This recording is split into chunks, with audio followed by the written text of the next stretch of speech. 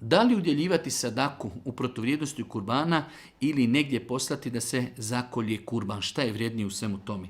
Imamo dosta ljudi koji žive po zapadu, mi znamo da su muslimani, konkretno bošnjaci, možemo ih naći po cijelom svijetu, a i ne samo muslimani, bošnjaci i ljudi iz Indije, iz Pakistana i Turaka, jednostavno u cijelom svijetu, po velikim gradovima, po Europi, po Americi, po Australiji, mnogo je muslimana koji nemaju mogućnost ni teoretsku da zakolju kurban. Jednostavno, kako će neko u nekom Minhenu zaklati kurban ili neko u nekom New Yorku ili neko u Sidneju i tako dalje.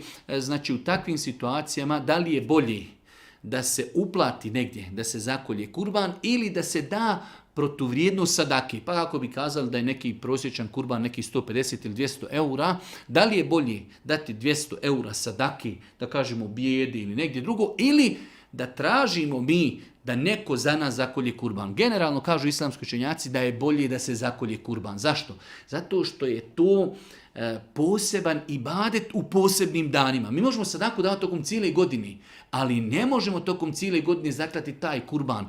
Mi imamo malo problem što kod nas u jeziku ne postoje drugi termini, pa ljudi za sve što se kolje kaže tokom godine kurban. Ne, kurban je ono što se kolje kada je, znači, bajram, hadžijski bajram. To je kurban. To je kurban i zato su islamski učenjaci kazali, zato što je to ograničeno, evo kazali smo u jednom od odgovora, 4 dana. Imamo mogućnost 4 dana da zakoljemo svoj kurban, nakon toga više nemamo mogućnosti, čekamo sljedeću godinu.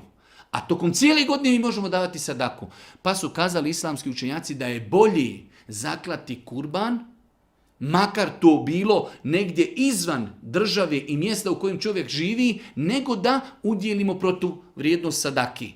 Pa će tako čovjek koji može, znači mi smo više puta o tome govorili da se nađu organizacije koje su povjerljive, koje vode povjerljivi ljudi, koji će tu raditi na ispravan način i koji će podijeliti meso na ispravan način. Bolje je da čovjek nađe takve povjerljive ili pojedince, ili će čovjek nazvati nekoga ako je čovjek iz Pazara ili iz Albanije, iz Kosova, iz Bosni, nazvat će nekog svog rođaka, prijatelja, poznanika i zamolit će ga, možeš li za mene kupiti kurban, za kolji i podijeli. Znači sve je to bolje nego udjeliti sadaku u protuvrijednosti.